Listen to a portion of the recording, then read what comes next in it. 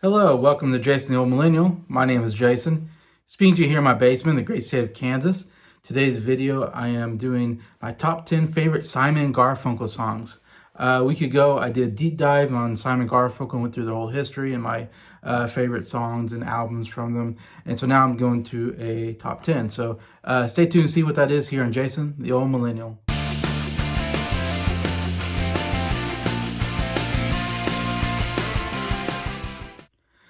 Hello, everybody. Hope everybody's doing well here on a Thursday afternoon. I'm doing pretty good. I feel like I haven't done a lot of videos lately because I was busy last weekend. Went to my cousin's wedding. She's actually the daughter of my first cousin, so she's like a second cousin. So it's crazy, y'all. Even the next generation is starting to get married, and I'm going to weddings of my cousin's kids. So it's just crazy. Yeah, I was in Edmond, Oklahoma, so I had a nice drive there with the family. Beautiful wedding, so happy to get to go do that and get to see another wedding in the family. Yeah, so I'm trying to get back into doing videos again. And this time I'm doing a top 10 favorite Simon Garfunkel songs. Last week, like I said, did the deep dive, so I always try to follow up with a top 10 songs of that as I've gone through all their discography. And so I've written down my favorite music. Of course, Simon Garfunkel, very easy because I've been a big fan since I was young. I discovered them on oldie stations. You know, I used to listen to the 60s golden oldie station, 103.7, I believe it was, growing up in close to Wichita, Kansas. And definitely always loved Simon Garfunkel. They have so many hits, so many radio hits. I mean, there's so many to pick from, like I said, and all their albums are very good. So this definitely was one of the easier ones to come up with the top 10 for sure. But there's so many good songs that could have made it in there. They didn't quite make it in there. But yeah, so I'm going to start with my number 10. Number 10 song for Simon Garfunkel is the 59th Street Bridge song, parentheses, Feeling Groovy. This is mostly known as Feeling Groovy. I don't know why it's called the 59th Street Bridge song. That's not mentioned in the song. But Feeling Groovy is, of course, part of the chorus. Yeah, this is definitely one of their hits that's on the radio quite a bit. It's such a great laid-back song. I mean, that's what I love about Simon Garfunkel, is they a lot of times have this great laid-back style to them that you just feel, you know, so relaxed when I listen to the song. And again, great harmonies by Simon Garfunkel here. Feeling groovy. It's just about feeling good, feeling groovy, you know. I just love that. And they throw in those da da da da da da feeling. Like, I love when they're not singing words, they're just singing nonsense stuff. It just sounds so good. And yeah, it's just a really fun song. It's just a pleasure every time I listen to the song. So I have here at number 10. Number 9, I have I Am a Rock, which I believe was somewhat, it might have been on the Sounds of Silence, or I feel like it's one of the earlier albums, if I remember. One of the first kind of big hits after Sounds of Silence. Maybe their second big hit that they came away with. And yeah, another just excellent song. Love the acoustic guitar playing by Paul Simon is always excellent. And of course, great harmonies, great melody. And I love the lyrics of, you know, island, talking about, you know, being by yourself, I think, being on an island, being a rock, and talking about island feels no pain and something like that, or an island never cries. I forget, it goes something like that. And so I love that idea, or not the idea, but the lyrics behind it, I kind of understand. Anyway, so yeah, absolutely excellent early Simon Garfunkel song, I Am a Rock, at number 9. Number 8, I have maybe their biggest hit here at number 8, and that is Bridge Over Troubled Waters, which is arguably their biggest song. And I can see most people have this probably number 1 on their list. Totally understand. It was huge. It was won the Grammy for Best Song 1970, and off of their album that won Best Album, Bridge Over Troubled Waters. So it's a self-titled album. It's definitely, you know, their biggest song. Like, it sold a lot and all this, but also just lyrically, just absolutely amazing. It's just such a hopeful, you know, type song. It's a song about someone being down the dumps and you being, you know, dumps being troubled waters. and you being a bridge over those waters, you helping somebody in times of trouble. So it's such a great song to listen to when you're down and out, and one of the best at it, in fact. And absolutely, yeah, one of the best lyrics he's had, and the best vocal. It's one of the strange ones. It's so strange because it's really feels more like Art Garfunkel single or solo. As there's not a lot of harmonies in here, like most of the songs I absolutely love, and maybe that's why it would be higher if there's better harmonies in here. But it's mostly just solo work by Garfunkel, which is absolutely beautiful. It's his best solo work that he's done with because like I said, Paul Simon is almost more of the lead singer, and they harmonize together. Garfunkel, it always feels like Simon's kind of the leader, and Garfunkel just kind of harmonizes with Simon. But this is one where it's just all Garfunkel, basically. Doing that, and the piano work is absolutely amazing here. And my favorite part, though, is when Paul Simon comes in towards the end with a "Hello, Silver Girl, hello."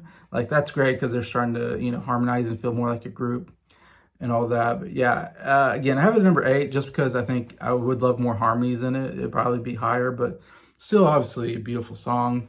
Interesting, this is like a song that really kind of, I think, really hurt their relationship, though, and kind of was the one that caused the breakup of Simon Garfunkel, from what I've read.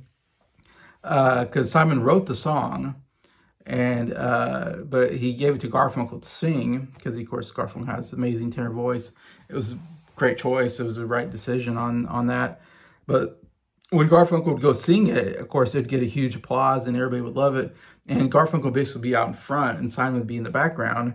And after he sings a song, Garfunkel would, kind of bow to the crowd and take all the credit kind of for the song, and would only say, give it up to the piano player, and they would clap for the piano player.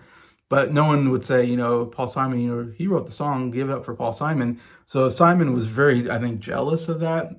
That here, this is the biggest song he's ever written, and he's not getting any credit for it. Garfunkel, who didn't write it but sang it, is getting all the credit. And so I think Simon was very angry about that.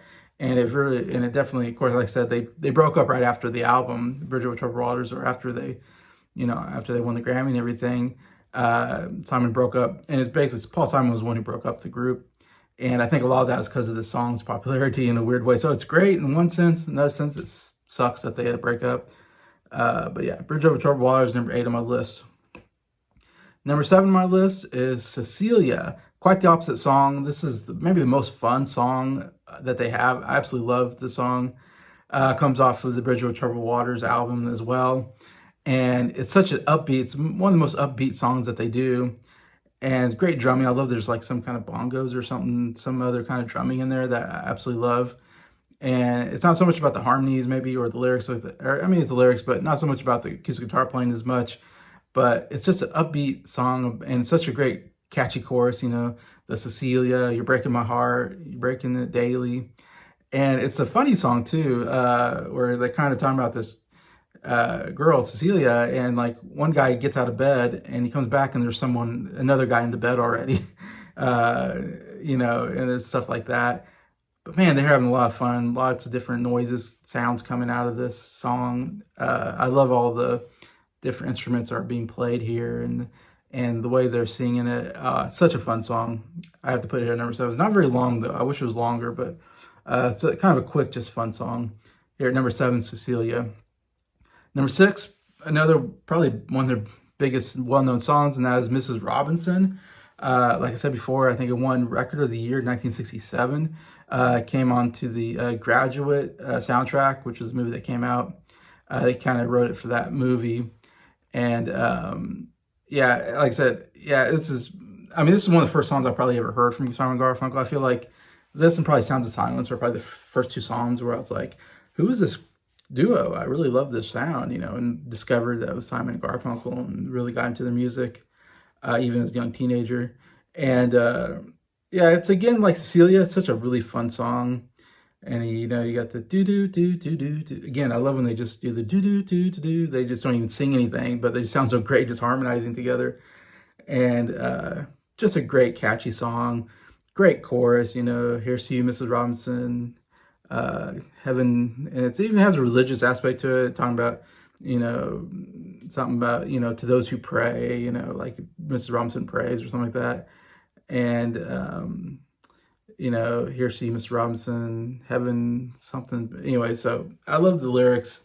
Again, amazing acoustic guitar playing by Paul Simon. Some of his best guitar playing, I think. He's such an amazing guitar player with acoustic guitar, and he definitely showed it in this one. And you got the Goo Goo Gachoo, Mrs. Robinson, or whatever, all these kind of things.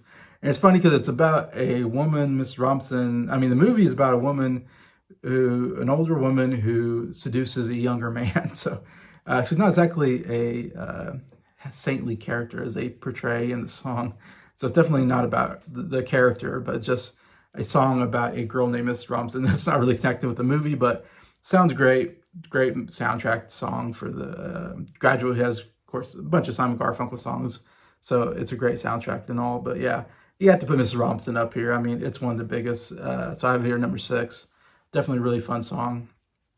Number 5, I don't know if this is a surprise, but the more I listen to the song, the more it's creeped up my list. And I just really love the song. And that's Scarborough Fair / Canticle. This came off of their, I believe, 3rd album, Parsley, Sage, Rosemary, and Thyme. And this is like the ultimate harmony song. And that's why I love it so much and why it's gotten so far up. It's a fairly, I think, hit on the radio and everything off of that album. But just right away from the very start with "Are you going to say something fear? Parsley, sage, rosemary, and thyme." Like the harmonies are just right away are just some of the best ever. And especially Garfunkel's high tenor voice just sounds so great in this. And then later in the song, they both sing different parts. They go off, so Garfunkel is singing this section, Simon's singing this section at the same time, yet it works together. And it's like, when I heard that, I was like, wow, they're the greatest duo of all time. Just after I listened to that song, when I was listening to the discography, I was like, by the time you get to the 3rd album, it's like, yeah, this is the greatest duo of all time. And you still got Bookends and Bridge Over Troubled Waters coming up. And even after listening to that album, I was like, man, how can you beat this? Yeah, absolutely amazing song. Number 5, Scarborough Fair. Number 4, I have another great classic, of course, and this is Homeward Bound. Always been one of my favorites since I was a kid. I can't remember what albums came off of. I'm guessing it was either the 2nd or 3rd album, probably 3rd album maybe. Parsley, Sage, Rosemary, and Thyme, I think maybe came off of. And another great one where great lyrics about, being away from home and longing, to go back home. Which is something that a lot of musicians feel because they're always on the road, So I don't feel this way necessarily, but I understand that's the way they feel. And I guess I feel this way if I'm on vacation sometimes and I'm kind of longing to go back home, even though I love going on vacation. Sometimes you're like can't wait to get back home and to my recliner and TV, and all that. But yeah, absolutely great lyrics about missing home. It's mostly, and I love Paul Simon singing, and then Garfunkel comes in with the harmonies. And it just kind of builds up and gets kind of a little bit louder and louder until you get to that chorus, and it goes, it kind of crescendos into that, wish I could be homeward bound. And it goes through that home where my thoughts escaping. I mean, so great. Just amazing, amazing chorus. And how it ends with silently for you. And then kind of slows back down, goes back into the verses, which are a little bit softer, and then crescendos back into that chorus. So I love the crescendo, decrescendo of the song. Great harmonies, great lyrics, amazing song. Number 4, Homeward Bound. Number 3, I got the song America, which I know comes off of the Bookends. It's my favorite song off of that album, Bookends. And yeah, just them being amazing with acoustic guitar is just great, and harmonies absolutely amazing. Great chorus about it's like they're visiting America. It's like a couple, because he mentions Kathy, which was a girlfriend that Paul Simon used to have, and there's a song called Kathy's Song, which is a great song as well. And it's kind of telling the story almost of them just visiting America, and there's some interesting, it's just them talking about what they're doing. Like they're on a train and they see a guy and they're pretending like he's a spy for some reason, and so it's kind of funny, kind of lyrically, but it gets into that chorus, and so it's another great, just absolute great chorus, great melodies, just up there is one of the great songs, I think, America. And this, yeah, it comes out Bookends. yeah, absolutely fantastic. Number 3, America. Number 2, I have The Boxer, another great song from the Bridge Over Troubled Waters album, the last album. It's my favorite song off of that album, in fact. It's the highest one on there. It's another one that just tells a really great story of a guy that's down and out, wants to try to be a boxer, but he's kind of fails, and he's living in the slums. And so it kind of tells this cool story if you listen to the lyrics. I love this, when he gets hit, he feels the, like, every glove that hits him or something like that.